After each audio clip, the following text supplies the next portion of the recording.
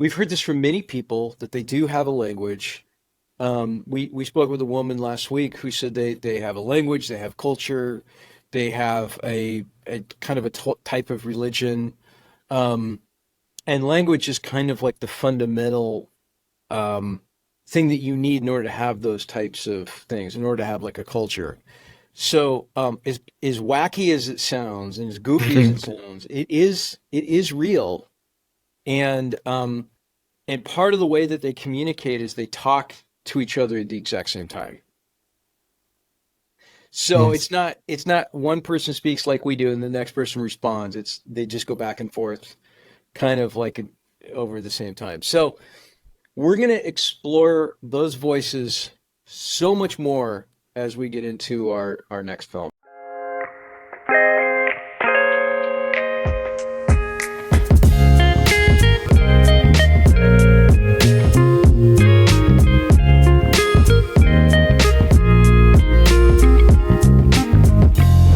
Welcome to a Broaderlenspodcast. The opinions expressed on Broaderlands Podcast are those of the guest speakers and do not necessarily reflect the views of the host or Broaderlands Podcast.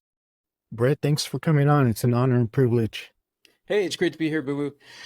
So first and foremost, I'll just go ahead and kind of introduce myself. I've been a filmmaker for over 25 years, and I've done kind of any and every type of film in that amount of time.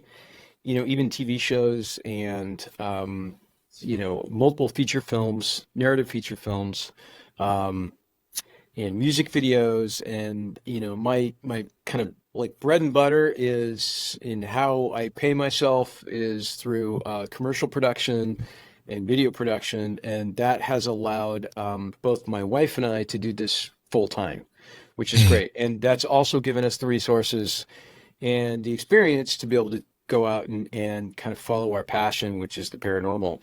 And that's basically kind of a segue into how we got into doing these Bigfoot films that we've done, A Flash of Beauty, Bigfoot Revealed, and A Flash of Beauty, Paranormal Bigfoot. And yeah, I mean, all I can really say is I've been blessed to be able to do what I love, and I don't think I'll ever stop doing it. Yeah, please don't. That's awesome. And I'm fascinated. I watched both of your documentaries, and they're awesome. And I've Thank watched a you. lot of Bigfoot documentaries over the years, and I will say this: those are my favorites by far. Thank you. Yeah, I Thank really you. love how you touched on the emotional component with the experiencers. I mean, you helped broaden our lens on Bigfoot, and I've always been fascinated since I was a kid. I mean, since I came into this world liking UFOs and Bigfoot. It was Hmm. weird. And Bruce Lee. Those are my three. Nice. Nice. So I'm excited. I don't know why. I've always been I would say believer, but I have like this strong intuition that Bigfoot does exist. He's always Hmm. been around, and I'm using he, but there's female Bigfoot. There's many Bigfoots. I was as a growing up, I was taught it was like one thing. One it was this male figure, but no, there's many different types of Bigfoots. And what do you prefer calling Bigfoot? Sasquatch, Bigfoot, You Yeti? know, I'm pretty sloppy when it comes to, the usage of their name. However, the proper usage is Sasquatch. And, we've heard from multiple people, as crazy as it sounds, that they actually prefer to be called Sasquatch. I know that sounds weird, but Bigfoot is kind of a nickname, I guess.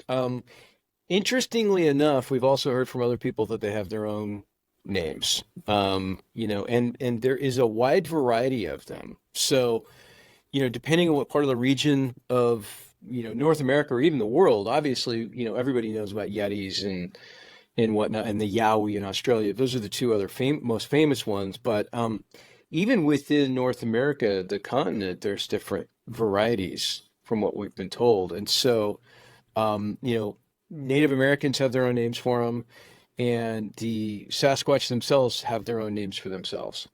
Hmm. As a matter of fact, we interviewed a guy last week. The interview hasn't come out yet publicly, but this guy's name is Chuck Jones. He lives in Payson, Arizona. And Chuck was talking about how, just to jump headfirst into the pool here, Boo Boo, paranormal side of things, there's a lot of people out there that have this mind speak, telepathic kind of communication with these things. And this is all over North America. And Chuck Jacobs was saying that the Sasquatch will give them easy names, like easy English names, like Tom or Frank or whatever, but they will actually have these more complex names. Like, for instance, we interviewed a psychic, Tara Harris, in our film A Flash of Beauty, Paranormal Bigfoot. And we didn't feature this in the film, but we will when we release her full interview.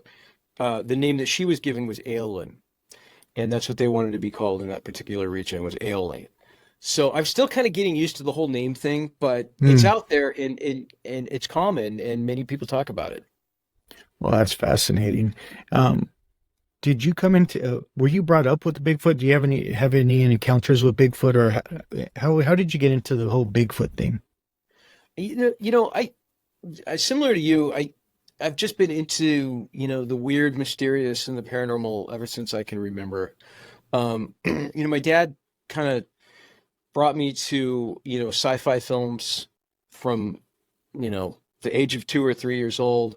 I remember seeing Star Wars in the theater. I remember seeing E.T. very vividly in the theater, and I knew, I think I was like 6 years old when I saw E.T. I knew that I wanted to make movies and I wanted to know more about the mysteries of the universe. And so growing up in the Pacific Northwest, Bigfoot was always kind of in the background, and my father would tease me. We'd go fishing all the time. So we were in the outdoors, recreating and whatnot. He'd say, "Oh, there's Bigfoot out there, and Bigfoot's going to get you," and that kind of stuff. And so and this is when I was a little kid. And so I've always been fascinated with this idea that Bigfoot or Sasquatches could be out there lurking. And I think at that time, I just thought there was just one singular one, that got around quite a bit. And then Jill, who is the producer of both films, she grew up on the Oregon coast, and her backyard was essentially forest land. And so she had the same kind of fascination with Bigfoot and mysteries and, what might be lurking in the shadows. And so the two of us, made a great, core team, and then we added to that. And all of us that have come together have had a passion for these mysteries. Yeah, that's awesome. I wanted to ask you about how did you come up with the name Flash of Beauty? And then you went from Bigfoot Revealed to Bigfoot in the Paranormal. Yeah. So that's a question we get asked all the time. It's a very unorthodox name.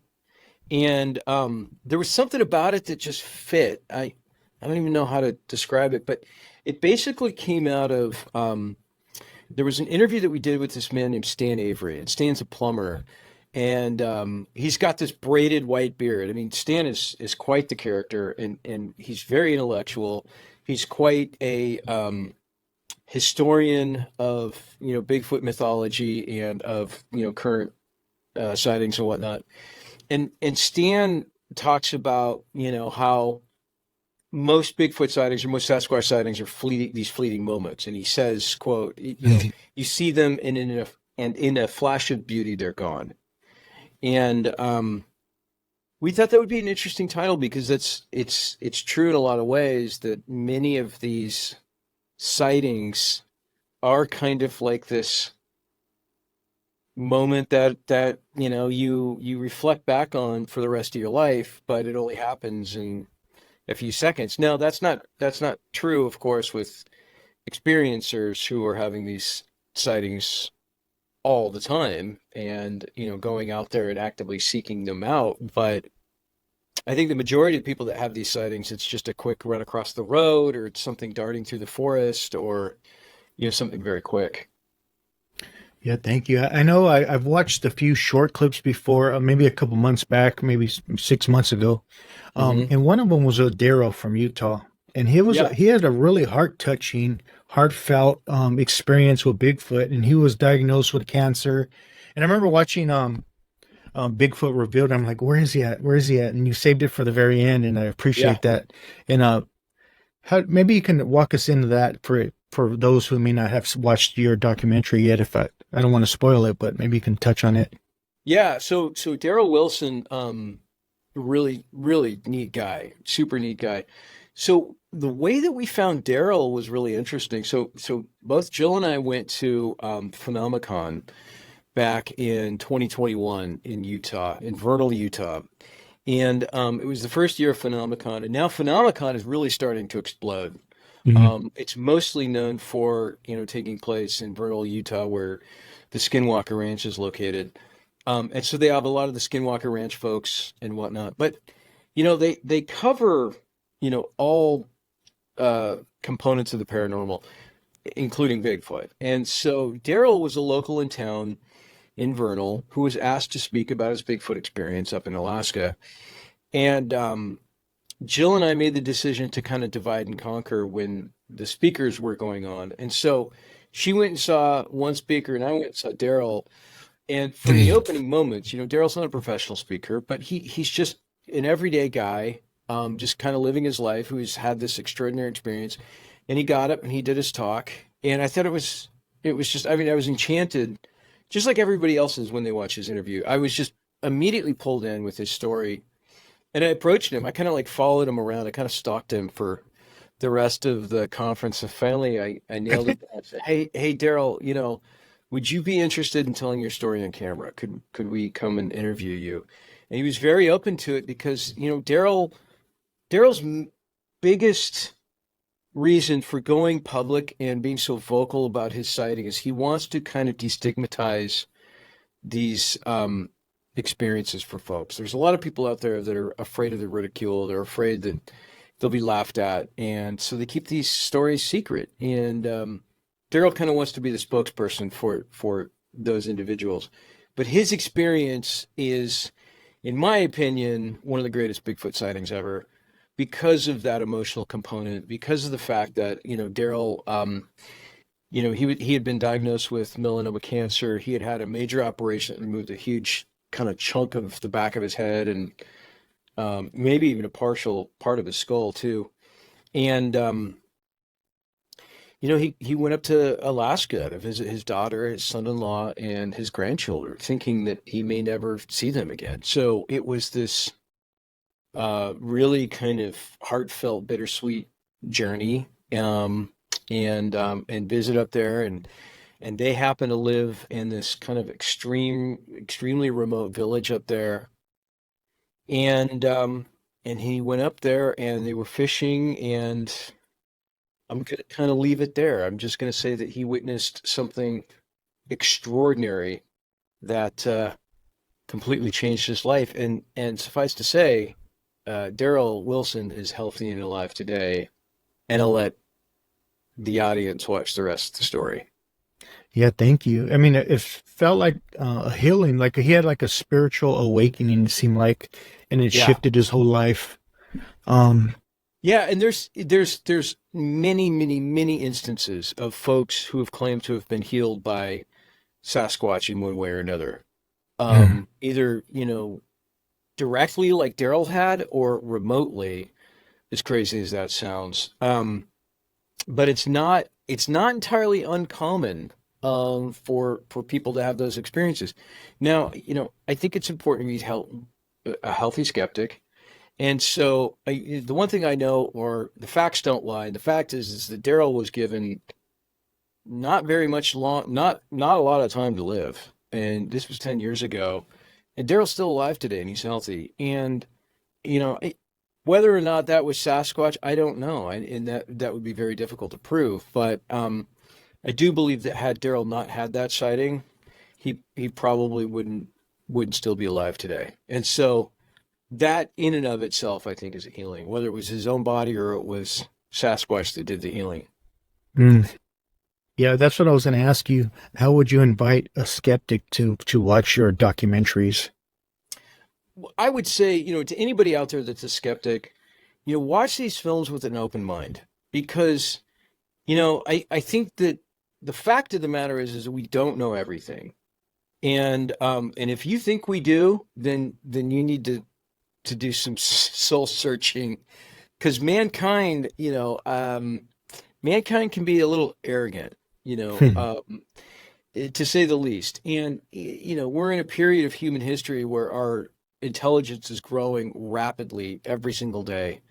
And it's going to continue to do that. But there is a spiritual knowledge that I think science isn't really keen on acknowledging just yet. I think that, there's a lot of people that, especially in the Bigfoot community, that call that the woo. And what we're saying, especially in A Flash of Beauty Paranormal Bigfoot, is we're saying that this isn't like a woo. This isn't a magic. This isn't sorcery. This isn't, it's not even a religious based thing. It's quantum mechanics, quantum physics. It's science that we don't quite understand yet. And it's real, and science is starting to understand certain components of that are very strange, very odd. And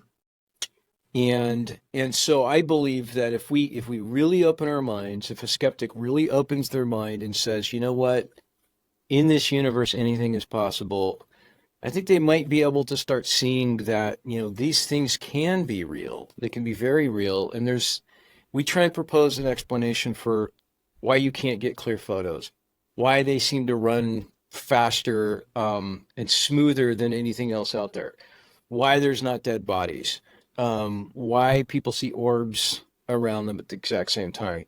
We provide lots of hopefully good hypothesis to explain some of that stuff. Yeah, thank you. You talk a lot about that unbelievable fear people experience. It's not just quite the opposite of what Daryl experienced. I mean, people get traumatized, some people, and they lose families, lose friends. Maybe you can touch on that for us if you don't mind. Yeah. So, when somebody sees something that their mind can't comprehend, we interviewed experts, especially in the first film, Doug Meacham and Dr. Michael Adams, talks about the process that the brain goes into. And for some people, these experiences are so traumatic that the brain kind of locks them up, and the individual can suppress it to a point where they may not even remember it in a few years.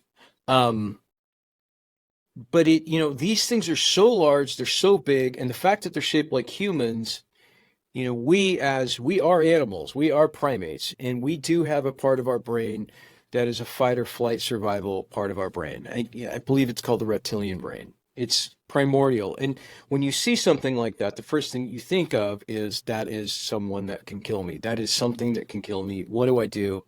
And you immediately go into panic mode. Your anxiety is raised considerably. Your blood pressure goes up. Your heart rate increases. And you're assessing how to escape this thing, how to get away. It's no different than with a wild animal. If a grizzly bear gets too close to you, what have you, anything that poses a danger to you, you have those same responses that you have when you see a Bigfoot. The thing with seeing a Bigfoot versus those other animals is Bigfoot in your mind does not exist. So it's very hard to wrap your head around and comprehend what you're looking at. UFOs can be somewhat the same, although UFOs are more of a curiosity thing because they don't, pose a threat. So it's more of an analytical thing. You're looking at something in the sky that is defying physics, and you're kind of going, is it military? Is it, but it's not something where you're thinking, you're not immediately thinking, well, that's going to zap me up and they're going to dissect me. You know what I mean? It's still a scary experience. Ghosts are kind of in the middle, I think, in my own opinion. But a Bigfoot that is that massive immediately becomes threatening to you. So, we believe that it leaves, depending on the circumstances and depending on how close in proximity the individual is, it can leave a type of post-traumatic stress disorder with the individual that has these sightings. And post-traumatic stress disorder can be measured. It can actually be seen, scientifically, medically speaking, through, I don't know whether it's MRIs or CAT scans or whatnot, but they can actually image the brain and actually see a scar, if you will, left on the brain from some of these circumstances.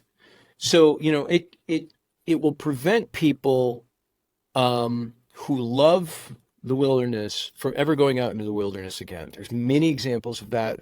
Amy Boo talks about that in the first film, about how she will encounter folks, grown men that are crying about never wanting to go back into the woods. And you have to think, anybody out there that has to think that, how scary that would be for someone to stop doing what they love to do. Yeah, I talked to Mal a couple weeks ago. He's in both Oh, of your cool. videos, and we talked for like an hour. And you're sharing all these experiences. I'm like, I was all fascinating. But he talked about the language, and you had a cryptologist. Am I saying that right? I never even heard. And in your guys' documentary, you guys are sharing how they have language, and Mal brought it up too, and it reminded me of the sounds, because you got that from Ron Moorhead, right? The sounds, that film. Yeah. Like, how do you get that? Because that sounded just like I think it was a Scooby Doo cartoon or a Flintstone cartoon where they showed like some type of Bigfoot, and it's almost identical. Like someone knew about this already, which was interesting. I don't know if you're familiar with those cartoons, but yeah, they had a character with the same exact sound. I shit you Oh, not. Excuse my language. well, no, that's weird. I've not heard that I, complaint of it. And I used to watch those cartoons a bunch when I was a kid, so I'll have to go back and look at that. But what's really interesting is we've had a lot of, Flashy Beauty Bigfoot Revealed is currently on YouTube right now. And so we've had a lot of comments of people going, "Oh, those sounds are fake," and that's hilarious, and that sounds like clown noises and stuff like that. And I agree with that. Um, Way back when in the 90s, I was in college. I was delivering newspapers in the middle of the night to try and pay for school and whatnot. And so, of course, I got hooked on Coast to Coast AM with Art Bell, the legend, the classic. And I'll never forget the episode with Ron Moorhead. Never forget it. And I remember driving along, tossing newspapers out of my car at 3 o'clock in the morning, and Ron plays, these recordings, these Sierra sounds. And I immediately thought to myself, man, these are ridiculous. This is ridiculous. This sounds like some guy just kind of like making noises, right? And of course, this was through AM radio, so you don't get the fidelity that you get, like when you watch it in our film, for instance. And so I became fascinated by it, but I kind of wrote it off. But again, I was like 18, 19 years old. What did I know? And I've now become friends with Ron Moorhead, and I've gotten to know him well. And as a matter of fact, that's our next documentary is about the Sierra Sounds. We've already started doing it. And so I've had a chance to really listen to those recordings. And there's a bunch more, there's hours more recordings that I have not yet listened to. And from what I know after meeting and talking with Scott Nelson, the cryptolinguist, is that the vocal range is way higher and way lower than what human lungs have the capacity of doing. And, vocalization, that vocalization is something we are not capable of. And what's cool is scientifically speaking, you can see that. You can actually measure that with audio waveforms and spectrograms. You can actually see how high and low it's getting. And so that for me is proof enough in and of itself that what is happening and the vocalizations that they are making are real. And Scott Nelson says himself in our film, it would be impossible to fake. And so, yeah, going back to your question about language, we've heard this from many people that they do have a language. We spoke with a woman last week who said they have a language, they have culture, they have a kind of a type of religion. And language is kind of like the fundamental thing that you need in order to have those types of things, in order to have like a culture. So as wacky as it sounds and as goofy as it sounds, it is real. And part of the way that they communicate is they talk to each other at the exact same time.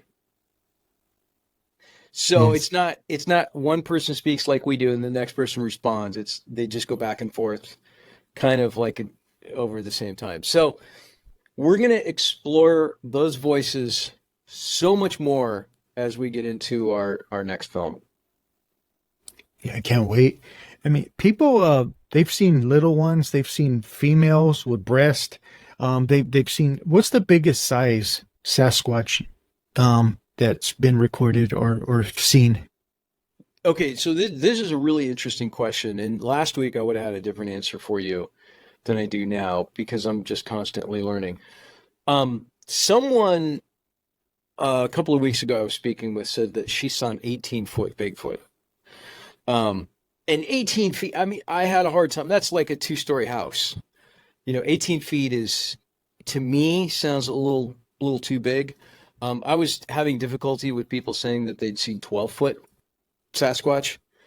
But the interesting thing is somebody, that we talked to last week was telling us that he believes they might be able to make themselves look bigger than they actually are. And so thinking in those terms, that could entirely be a possibility. And that is definitely not out of the realm of possibilities. I mean, most people would be like, what are you talking about, realm of possibilities? But as far as Bigfoot behavior is concerned, it's not out of the realm of their possibilities because many, many people have seen them shapeshift. They've seen them cloak. They've seen them go invisible. So why wouldn't they make themselves look bigger if they could? But I think physically speaking, in the flesh and blood, I feel like 12 feet is probably about the maximum. And it seems like they average about, anywhere from 6 feet with the juveniles to about 8 or 9 feet with some of the middle-aged adults. Yeah, thank you. And I love how you brought up the Nephilim people. You brought up Gilgamesh in the documentaries, the Epic of Gilgamesh, and we've always had giants. We've Yeah, had tall redhead giants all over the world. I mean, I grew up in San Pedro, California, and right across is Catalina Island, and they found all kinds of bones there in the early 1900s of yeah, giants. You know, yeah, yeah. It's all being suppressed, isn't it? It's yeah, just wild. yep, totally right. And so I appreciate you bringing that up. And you brought up cloaking, and you there's that blanket octopus that can make itself look bigger than what it really is. And you guys, I don't know what type of octopus you show in the documentary, how it cloaks itself. What type of octopus was that? And yeah, it was fascinating. I don't know the exact name, but it's actually a squid. It's some sort of a Mm, color changing squid. And what I'd seen that before. I've seen them change colors, like we all have like in documentaries and stuff. But what was interesting with that one and why we included it is because it went clear. yeah, It didn't go white, it went clear. It went like transparent, which is an absence of color as opposed to, the actual color it goes. And what really kind of like what I would like to know about those color changing animals is how do they know what color to change into? How does their body know? You know what I mean? It's right, like people yeah, would think, well, they look around and they see that the sand is beige, so they turn beige. But it doesn't feel like that's the way it really works, you know? It's kind of like these moths that look like when their wings are folded together, they look like snakes. It's like, how did the moth know how to evolve to look like that snake? and There seems to be some grand design behind that, doesn't it? yeah, you're right. It's kind of a mystery to me. So if somebody's got the answer, let me know. Yeah. And what kind of encounters did people tell you about shape shifting? That's another fascinating topic is shape shifting. I mean, into deers. Yeah, yeah. So we have a guy in our film, Flashy Bitty Paranormal Bigfoot named Jack, and Jack and his family had been observing this deer for weeks, maybe Mm. even months. And one day, Jack's in the back bedroom of his house, and he looks out the window, and there's a Bigfoot pulling apart the bark of the tree. And before he knows it, that Bigfoot has turned into a deer, the same deer that the family had seen around the house. Shapeshifting is something we hear about all the time. And to me, that's is it are they actually shapeshifting as are they rearranging their molecules, or are they doing some sort of holographic, shape shift? Um, I don't know. You know what I mean? Is it a combination of the two? Um, but yeah, I mean, many people have seen them shapeshift. There's been some people that said they've seen them shapeshift into a tree stump or Mm. a bush or something. It's very sci-fi-esque, what you'd expect from, again, we bring up the movie Predator a lot in the movie because the fact that they can cloak like a predator, um, and so it's part of this same skill set.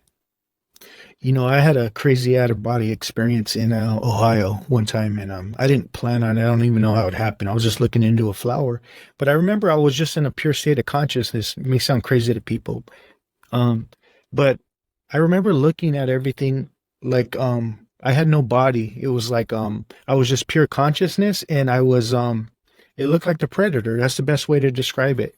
Everything Wow. was like very similar to that squid you talked about, and it was crazy. I went in and out of this no, not connecting with the mind and body, not strongly attached like I am now with the mind and body for a few days. It was weird. um Wow. yeah, it was crazy. Fascinating. I had a crazy outer body experience.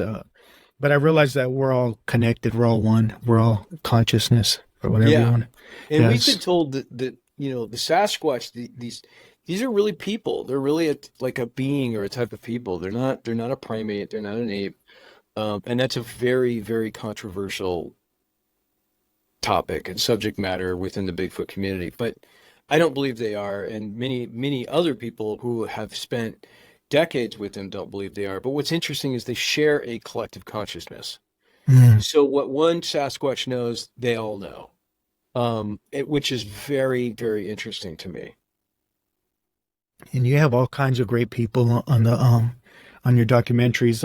You have anthropologists, scientists, law enforcement, special intelligence agent. I mean, officers and psychics, mystics, Native Americans.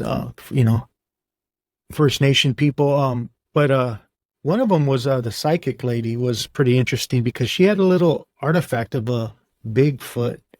Kind of, what was that all about? Maybe you can help us expand on that. Yeah, so Tara Harris is a psychic that lives up here in Oregon, and she was out in the woods one day with a friend of hers, and they do what are called clearings, and clearings are basically helping spirits into their next plane of existence, I guess you could say. They kind of get stuck in, the Catholics sometimes refer to that as purgatory, maybe, Mm. but they'll be out there doing clearings, and they looked over, and here's a Sasquatch looking at them, and they hadn't really considered whether they were real or not. But all of a sudden, there's one 20 feet away from them.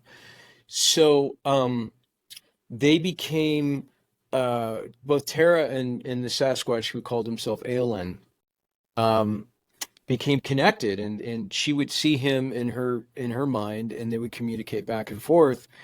And one day she was out there, and he kind of had told her that he had left her a gift from his world, is what I think what he said. And I don't know if that part's in the movie or not, but um, it basically is a crystal, or it's a quartz that is shaped in his foot with the toes and everything.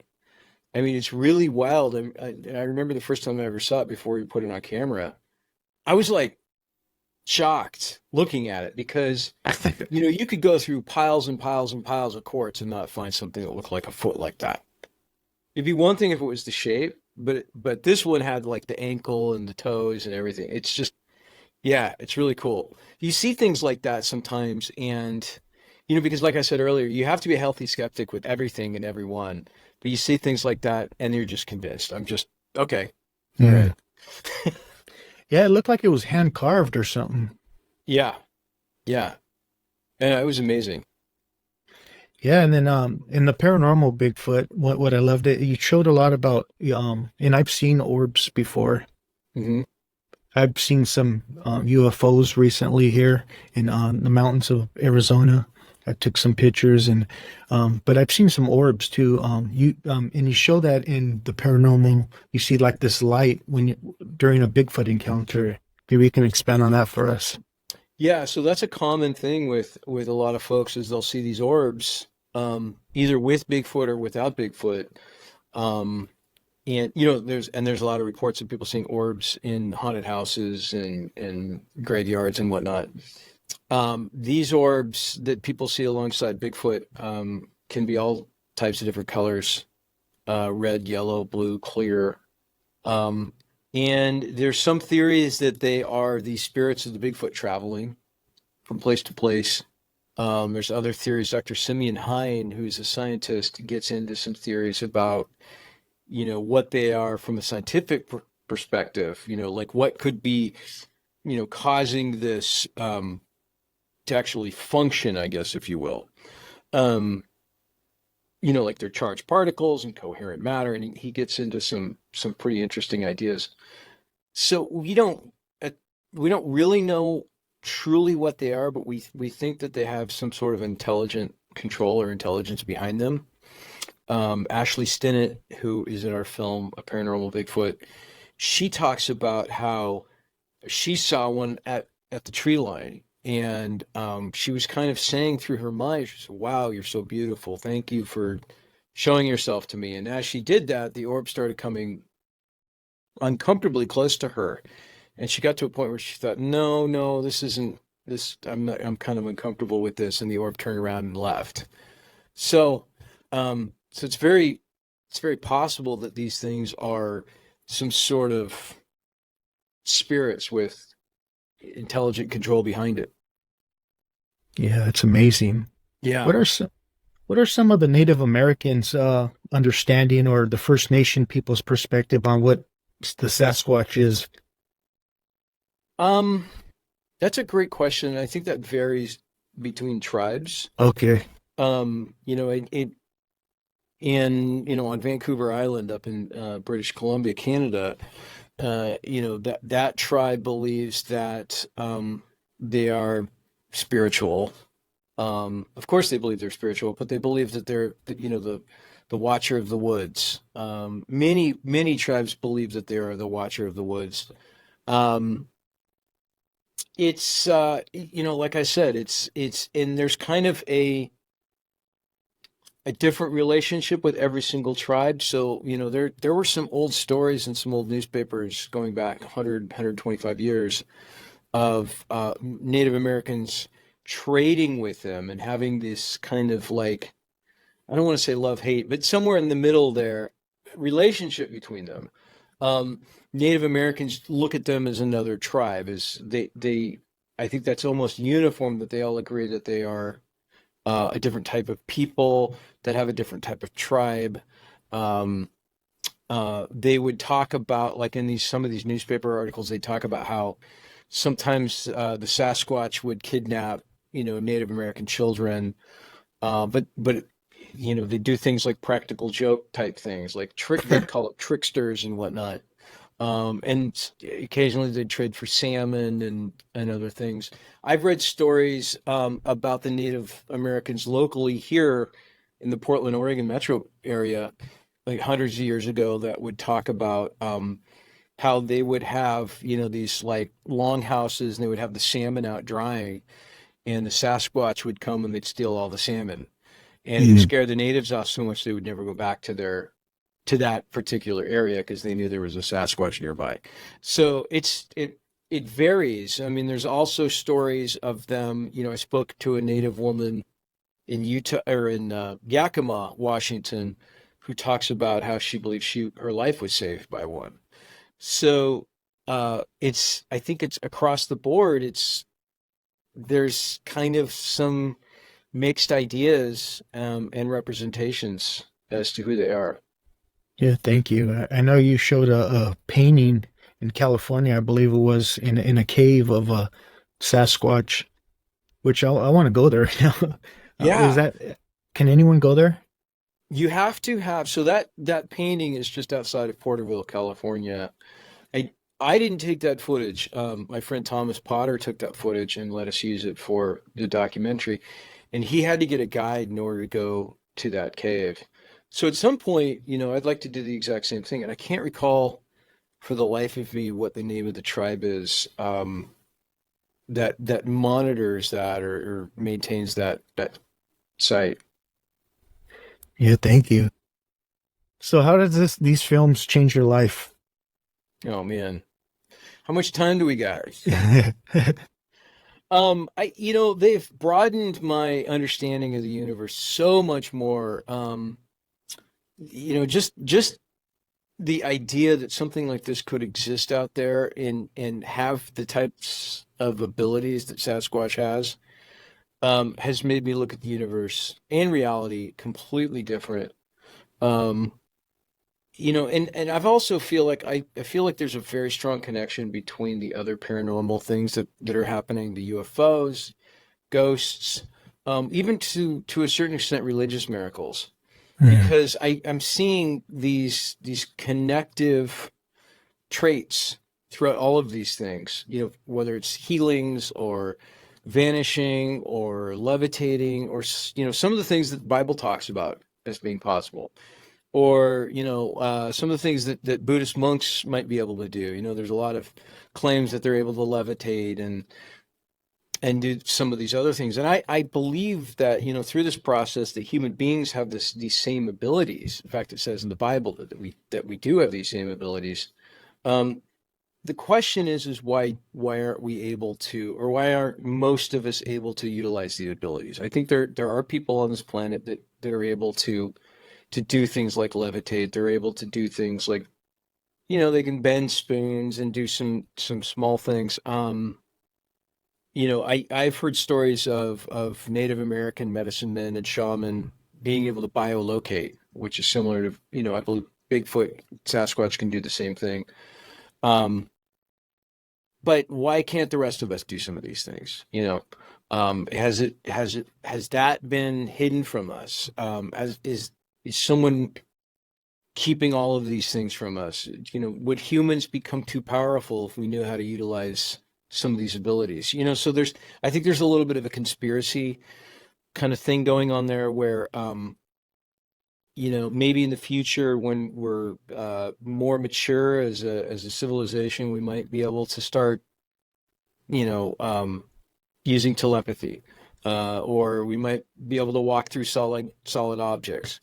And again, many of these things actually have been reported by alien abductees. They've seen aliens do these things, or an individual talks about how they were in bed and all of a sudden they were on a UFO and they never left the house, or they remember being transported through a solid object, through their ceiling, for instance, and having this telecommunication happening. These are the exact same things that Sasquatch, paranormal Sasquatch witnesses have talked about. So, to go back to your original question, how has it changed my life? Man, even just on a basic level, just being able to meet the people that we've met and become friends with the people that we've become friends with has been a blessing in and of itself. And just to be able to pull that knowledge together and take that knowledge and be able to share it through our filmmaking talents. Our whole goal is to change our own lives by changing other lives. So that's what we're trying to do, and it feels like we're making some inroads, but our job is just getting started. Yeah, I appreciate that. And totally agree with you. I mean, in the Bible it says it perfectly. Jesus says, you too can do the things I do, even greater works than these, or we're made in the image of God. But it seems like, at least for me, I was dummied down. You're Mexican, you're a Raider fan. My environment affected my true essence. Yeah. And then when I had my awakening, I feel like I'm going back to that true essence and not being. There's a saying in Christianity, be in the world but not of it. Yeah. And I think that's so true for me today. Yeah, the correlation between what is talked about in the Bible and again, and we want to be fair to all religions, because I think there's components in all religions. We don't want to single out Christianity or anything else. And I think that's the fair thing to do. And we feature Farouk Muhammad, who's Muslim, and he's in a Flash of Beauty Paranormal Bigfoot, and he's talking about some of the same things that Christians talk about, or that Jews talk about, or what have you. I mean, you name it. There's been miracles that have been witnessed in all major religions. But what Farouk talks about is, he says, the knowledge that we have as humans is equal to the water that's in the eye of a needle that you've dipped into the ocean. the ocean being the knowledge that we don't have. And I feel like that's really that's a super strong analogy.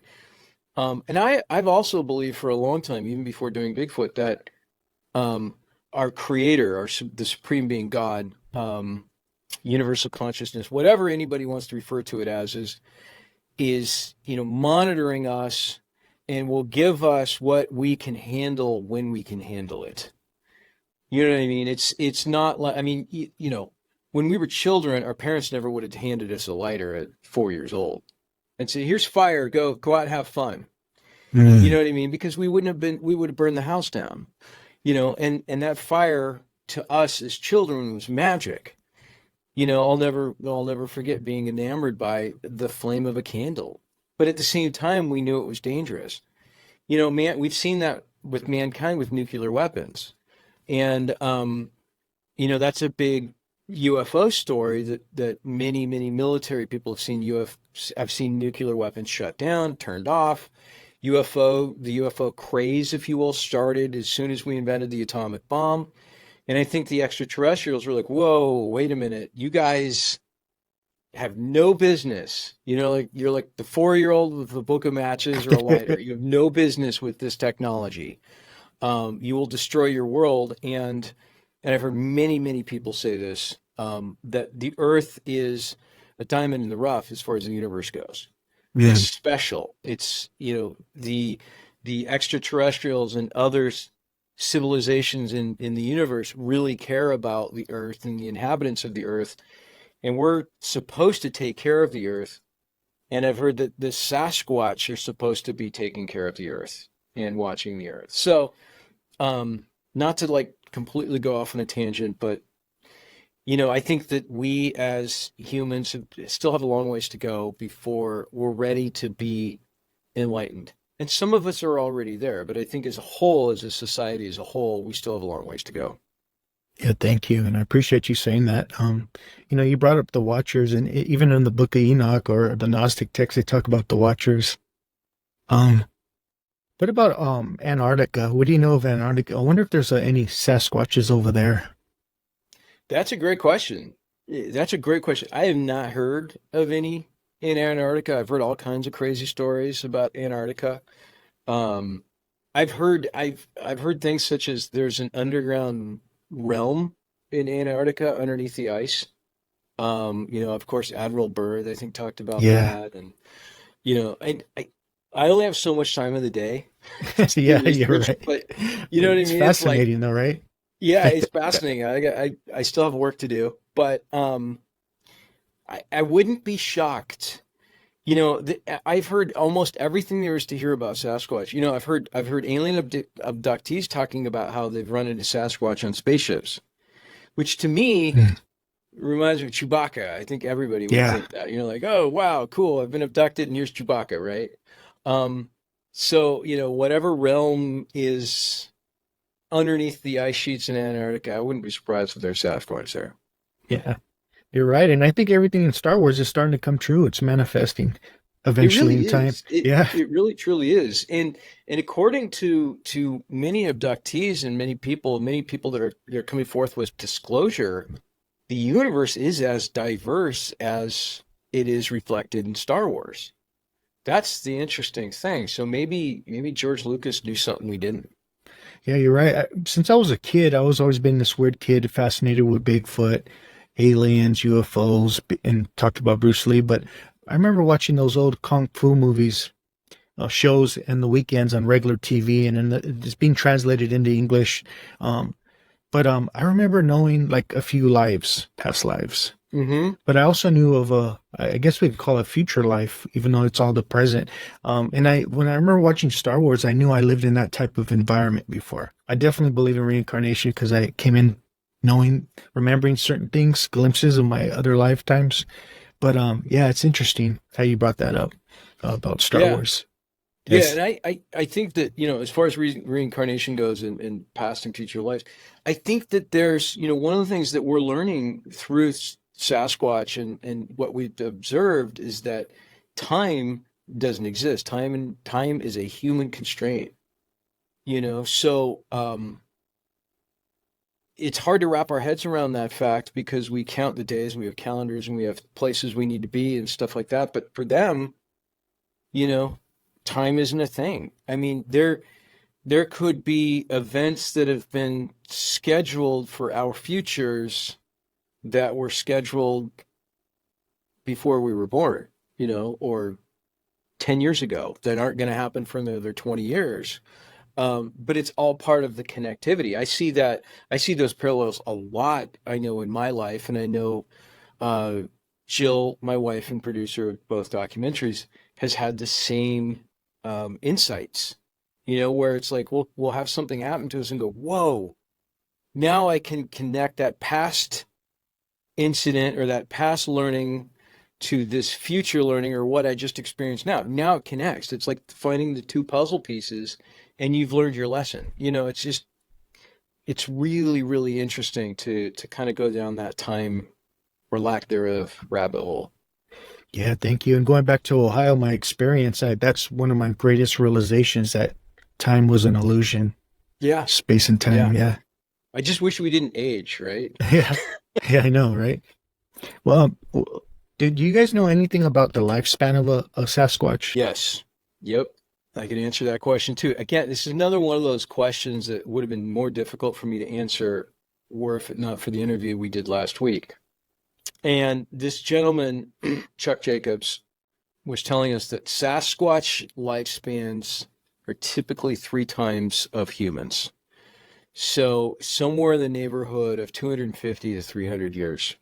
So this gets into something that's very interesting too, that many people don't know or realize, is that many of the Sasquatch, if that's true, many of the Sasquatch that are alive today that are the elders were living without the whatever you want to call us, the pioneers, the invaders, the white man. They witnessed harmony, peace and harmony with Native Americans. And then, white man invaded North America and came and they did these atrocious things to the native peoples, these cold-hearted murders and whatnot. And it's believed that the Sasquatch witnessed all of that. I would be interested to hear if there's any stories of the Sasquatch intervening, or maybe they didn't feel like that was their role. But what I do know is that if they did witness those atrocities, then they quickly made up their mind about who the white men were and who these invaders were. And they knew that we were bad, that those people were bad, and chose to not. And I think that could have been anything. It could have been any individual that wasn't a Native American, and so they decided to distance themselves from us. But now I think they're realizing that that's not entirely true, that many of us are, especially those that had nothing to do with any of these atrocities, have good hearts. And we long to learn, you long to have some sort of interaction with them and learn more about them. And you show in your documentary how they can read our aura and tell if we have good energy or negative energy. Yes. That's something that a lot of people talk about. And what they'll do is they might see you in the forest or in the wilderness or something, and they can see that energy. They can almost like see into your heart, and they can actually mark you for other Sasquatch. So, if you're out there dumping your trash in the woods and there's a Sasquatch nearby, you're never going to see a Sasquatch again in your life. You've been marked as a bad guy, or a bad woman. You know what I mean? But, many people that we've talked to that have had ongoing relationships with Sasquatch have that mark. The Sasquatch people know that they're okay to interact with them. They can see that aura. So we tell people, if they want to have an experience, to make sure, and when you're out there, to be pure of heart, go out there with good intentions. Which reminds me of Oklahoma incident that you showed with that, I think it was an ex police officer.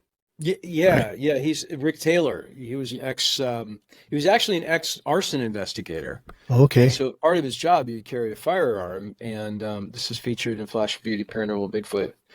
And Rick Taylor went out with Arla Williams, and Arla Williams, of course, has she's one of the kindest, most generous Yeah. people I've ever met in my life, outside of Bigfoot or anything. And she's been friends with the Sasquatch people in her area of Oklahoma since she was about 5 years old. Arla's now, I believe, in her maybe early 60s. Um, but this gentleman by the name of Rick Taylor, former arson investigator, he just habitually carries a firearm with him, as is common with most people that live in rural areas. And he wanted to see the Sasquatch, and so they came together, and the Sasquatch immediately knew that he was carrying a firearm. They knew that he might be a threat. But I think that what they also realized is that he was of kind heart. He was of good heart. And they figured that out, and were able to come out and show themselves. Yeah, that was powerful. And yeah, you're Yeah. right about Arla. I got that from her. I was like, man, I want to meet this lady. She seems like just a really good, kind-hearted person. Yeah. Yeah, Yeah. She's amazing. She's a sweetheart. She's somebody you really need to have on your show. She's I just would love fantastic. to. Yeah, thank you. Yeah, I appreciate it. Last question people may ask, why haven't we caught one? Okay. So we haven't caught one because they're uncatchable. That's my quick and easy answer. They're uncatchable because they know we're coming. They can cloak. Um, there's no bodies that are found because they are a being with a culture. We do believe they bury their dead. They bury their dead as a form of mourning, or they bury their dead to keep people from finding them. They're a very secretive society. And I know all of these are convenient arguments for the skeptic to say, "Oh, come on, you got to give me a break." But there are human societies that are the same way, that don't want to be found. They want to be, I mean, this is very, very few. I mean, Sentinel Island is a great example of a native community that's never been contacted. Mm, Anybody and everybody who has ever landed on the beach of that island, the natives immediately kill. They don't want anything to do with our technology or anything. And so Sasquatch are kind of in the same vein, although Sasquatch have abilities that, like I said earlier, we don't quite yet understand. So um, I think that eventually technology is going to probably get better and better images of them. They fear cameras. They don't want to be caught on camera for that exact same reason. The Amish are a religion that don't want to be caught on camera. They believe that cameras steal souls. There's some folks mm. that say that Sasquatch believe the exact same thing, um, which I can understand. But they'll allow audio recordings. So there's many people that have audio recordings of the howling, of the whoops, and so they're out there, and sometimes they slip, sometimes they make a mistake, sometimes they don't realize that there's a camera nearby. Patterson Gimlin, in my opinion, is the best evidence that exists for proof of Bigfoot. And there's a variety of different reasons why I believe that's real and authentic, but I think if anybody wants to see a real Bigfoot, I think that's the best place to look. And people spend a lot of money trying to debunk that, and they couldn't, right? They can't, yeah, well, yeah, Henry Franzoni and his crew spent $500,000 of Tom Slick's money to try and debunk it, and they couldn't do it. And the better technology gets, and I think once AI is really able to take a look at that film and throw a massive amount of computing power at it, I think it's going to say the exact same thing that many people have said before, that it's authentic because of the way that Patty moves, her stride, her arm length. It just would be, and I'm speaking like a filmmaker because, in reality, the Patterson Gimlin film is a 30-second short film. So if I'm a director and I want to make this movie, regardless of whether I want it to be a hoax or not a hoax, I would have to go out and cast somebody. I would have to make the costume. I would have to make sure that they walked perfectly in one take. there's a lot of logistics behind doing something like that that people forget about or just don't understand. Yeah, thank you for coming on. And how do we find you? And I know I purchased your documentaries on Amazon. What's the best way to find your links and everything? So both movies are on Amazon. A Flash of Beauty, Paranormal Bigfoot is also on YouTube right now. It's on our YouTube page. And we have a huge YouTube channel. Just look up A Flash of Beauty, Bigfoot Revealed. We have a bunch of unedited interviews. We've only taken out the questions. And for right now, it's ad supported on YouTube. If you don't want to watch the ads, you can rent it on Amazon. And you can also rent A Flash of Beauty, Paranormal Bigfoot on Amazon. And there will be no ads on that either. And then we are very active on our Facebook page. So if you type in A Flash of Beauty, Bigfoot Revealed, you will find us on Facebook. And those are probably the best ways to find us and follow us. Yeah, thank you. I really appreciate you coming on. It was an honor and privilege. So thank you. You're welcome, Boo Boo. Thanks for having me. I really appreciate it. Yeah, thank you. And take care. Yeah, you too. Take care.